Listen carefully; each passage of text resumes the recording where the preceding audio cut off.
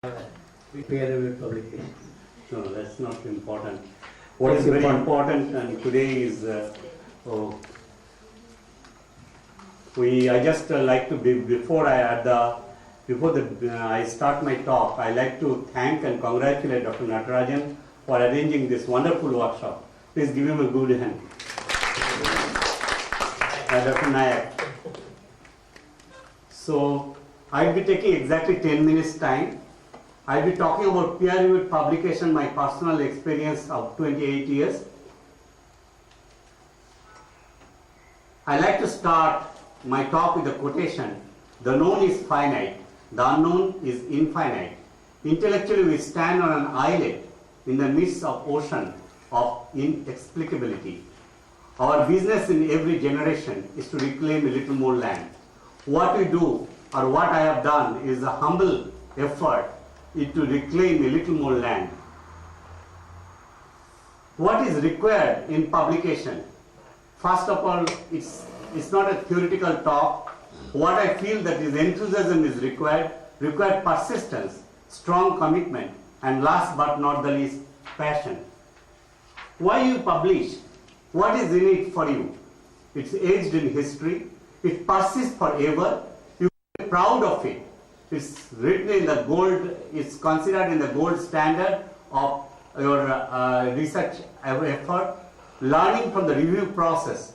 Manisha has talked about the review, but many of the times I found it's a very good learning process from the reviewer's comment. In fact, I had a case of carcinoma of the orbit, and I thought that it is it's a thyroid carcinoma, but it was a renal carcinoma. Reviewer pointed it out. Have you tried this new, all the markers? And I found that it was the renal carcinoma, and I published it later on. Learning from the literature review. Only when you do publish, you go through the literature, you scan it, and you learn it much more. Knowledge gets crystallized in the process. My first publication was in the residency when I was in 1983 in PGI Chandigarh. I did the paper sporadic case of acute hemorrhagic conjunctivitis due to enterovirus type 70. What I did, I collected all acute conjunctivitis cases, which is a simple thing to do, and took them, all of them, personally, physically to the microbiology department and collected the data and then analyzed by my senior colleague. It was a labor learning curve, and I learned in the hard way how to publish it. And during my residency in 1989, fellowship in USA, 2 patients of AIDS had peculiar choroidal lesions. Both the patients died. Eyes were examined on autopsy. What I took a laborious job of documenting that and taking a gross photograph, took a micro photograph, do the special stents, and then they found that this was due to a peculiar organisms called Pneumocystis carinii, did electron microscopic study. And what is important is that 7 people involved in this publication. Somebody did the clinical work, and we were writing page by page. And I was writing the histopathology part, gross photographs, multiple sections, slides, got electron microscopy, and 7-man team was involved. And it was a teamwork which is required in publications of this important landmark article. The first time Pneumocystis carinii has been described in the AIDS patient's eyes. And can you tell me, any of them, what is the diagnosis of this? Amyloidosis. It's not a very important thing, as that one is vitreous amyloidosis. And it was a rare thing to do, rare thing to find, primary non-familial amyloidosis of the vitreous. We did it was my first publication from India. After coming back from India, myself and Dr. Badrinath wrote that, and we saw this case. We did the congruent stain, got it done. Electron microscopic study was done by Dr. Narsingh Rao, and we published in the Retina Journal. But I like to give you the background of the paper. I wrote 7 pages, and reviewer asked me to reduce it 1 page, and I couldn't do it. It was like my own child. Every word seems to be my own. I don't know how to do it. And you know that your wife is the best critic. So I gave it to my wife Shubhra, who cut it short immediately and made it 1 page. But what is the essential is the message is the never say die attitude. Don't leave it up. Take help if necessary. I wrote an article in the Indian Journal of Ophthalmology, Frozen Section Diagnosis in Ophthalmic Pathology.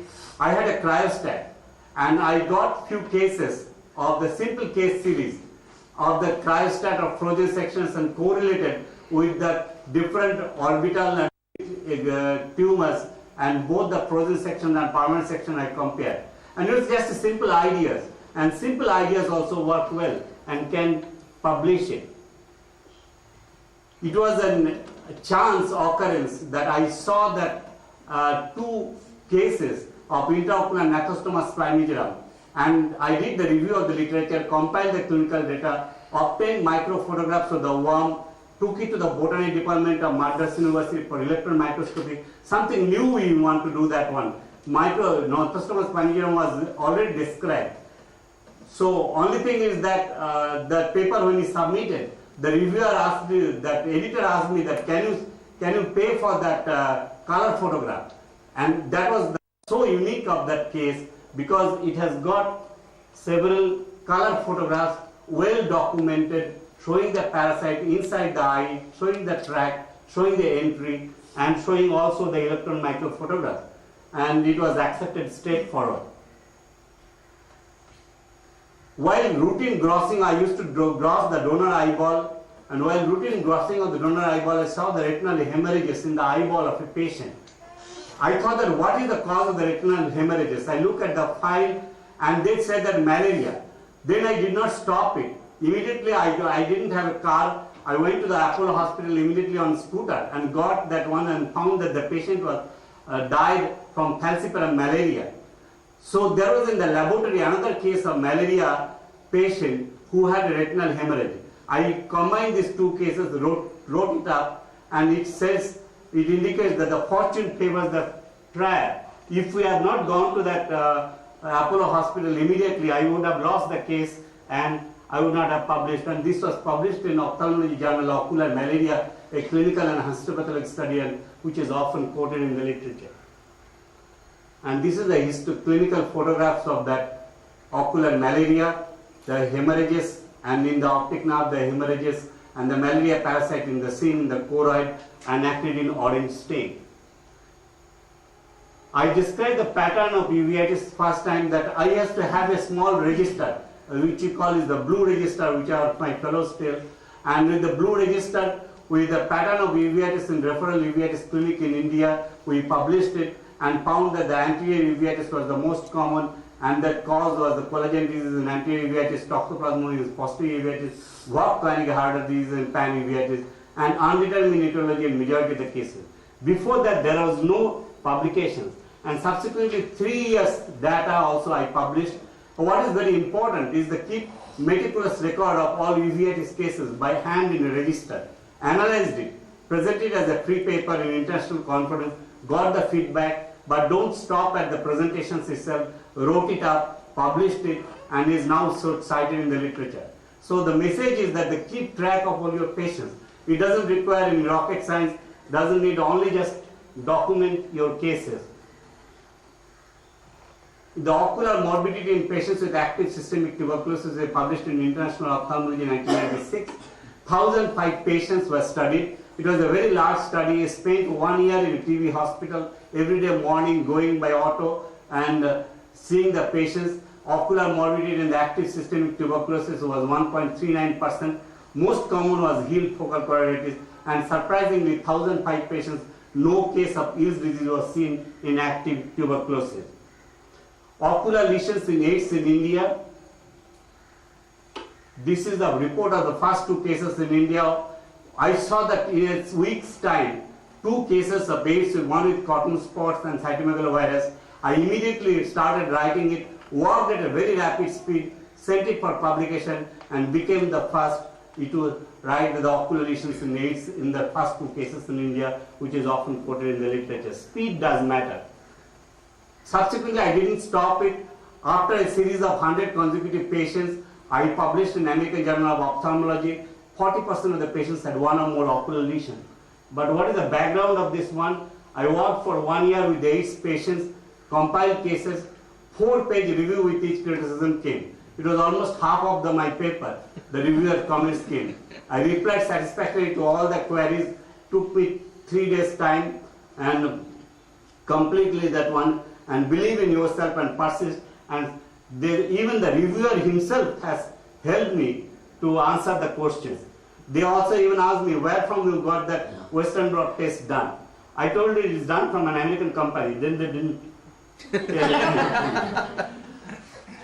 This America, next, we arrived at the ocular tuberculosis and acquired immunodeficiency syndrome, American Journal of Ophthalmology 2006. It was the first report from India. What is the message I want to give you? The ocular tuberculosis was seen in 4.8% cases. Commonest presentation was asymptomatic choroidal tubercle in more than 50% patients with ocular TB. Other presentation was subretinal abscess conjunctival TB. But what I did is that carefully documented all the tuberculosis cases in each patient in various presentations.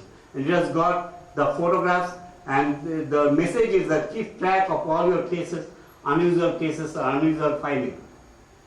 Eels disease, as you know, the most common retinal vasculitis in Indian subcontinent. We used to see a large number of Eels disease patients in Shankaracharya. I made 18 publications in this enigmatic disease. That is not very important, but what is important is that I did not stop at this level. I reviewed 300 full text articles, analyzed the global data, wrote 18 pages, put 18 photographs, 6 tables, worked for a year, almost going every day at 10 o'clock at night, and wrote with that, collaborated with all my colleagues in the Shankaracharya, and then published an article, Eels Disease and Update, which is very often quoted. The hard work pays. Polymerase chain reaction for detection of mycobacterium tuberculosis in epiretinal membrane in Eels disease.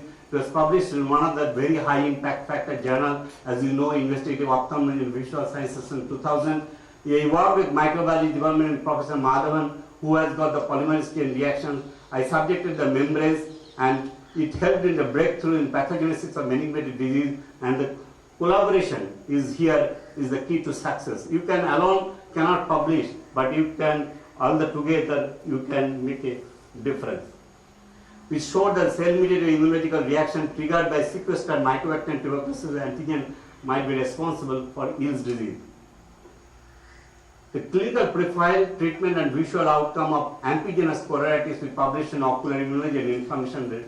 Amphigenous choroiditis may not be, all of you are aware, is a separate entity. It's a disease with multiple relapses. A good visual acuity can be maintained on long-term follow-up. What is very important is that it was not a serpiginous choroiditis. I was seeing some cases which are looking like serpiginous choroiditis, but it's much smaller in size, has different angiographic features, and it was first described by Nassenblatt in a review article. But in a very short time, I made collections about 18 cases of amphigenous choroiditis and published it. So keep an eye out for deviation from the norm all the time and make it a series if possible. The largest series of leakage cases from India is there is nothing very unusual, but what is important is that I could analyze the 87 cases with VKH, and I described that VKH disease is less frequently in India than in Japan. Extraocular signs are far less common than in Japanese. Visual prognosis is good in patients presenting within 1 month of onset of symptoms. Immunosuppressive agents are needed in advanced cases. So what is very important is that to learn to collect cases that you encounter a lot, report patterns and manifestations from it. Mycophenolate mofetil was available to that nephrologist, but I thought that there are some reports, I found some reports in the Western literature. I started using it in my ophthalmic clinic, and as soon as I finished a sizable number, I published it in the International Ophthalmology. So it was to explore the novel treatment and be the first to share your experience. Last but not least, this is my 275th publications. This is a tuberculous scleritis in a patient with rheumatoid arthritis. This is a case report. I lost the eye. The patient was thought to be rheumatoid arthritis by the rheumatologist and was a noted American certified rheumatologist who diagnosed as rheumatoid arthritis. I couldn't question it, but it was not looking like rheumatoid arthritis, but the eye could not salvage it. Patient also died, but collected all the data, reviewed the case, analyzed it. So never take a disease entity granted. always try to establish a cause-effect relationship. And this was the first picture of the nodular scleritis, and then it's perforated. Then the globe was available, and I did everything with the globe to find out the cause for it. And this was that granulomatous reactions were seen, and then PCR from the paraffin section showed mycobacterium tuberculosis. So for further reading, I also wrote an article in the Journal of Ophthalmology Practical Suggestion in writing a research paper which is in the handout. To summarize, take-home message: enthusiasm, persistent, strong commitment, passion, level learning curve, teamwork, work on it, deliberate the work, never say die attitude. Simple ideas also work well. Rare cases must be reported in the literature. Speed does matter. Keep track of your patients, case series. Believe in yourself. Persistence. Hard work pays, always remember. And I know that a lot of us doing that. Keep an eye out for deviation from the norm.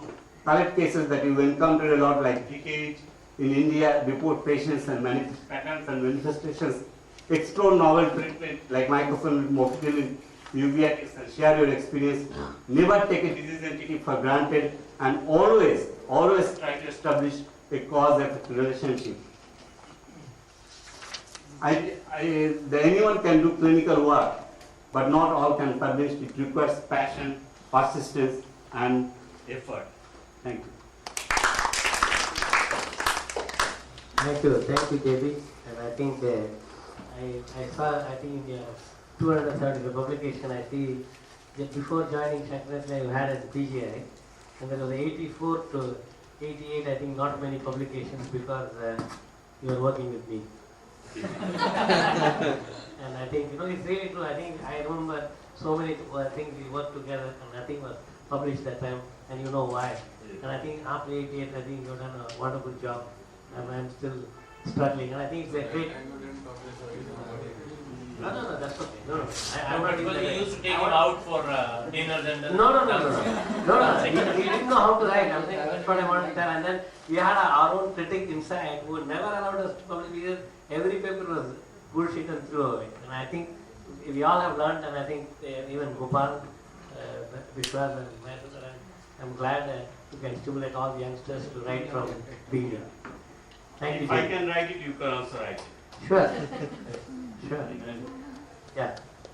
Amy. Thank you. Thanks a lot. Thank you, JP. And it's really stimulating. And we have another stimulating speaker that's why he's in the end to stimulate all of us again. So it's like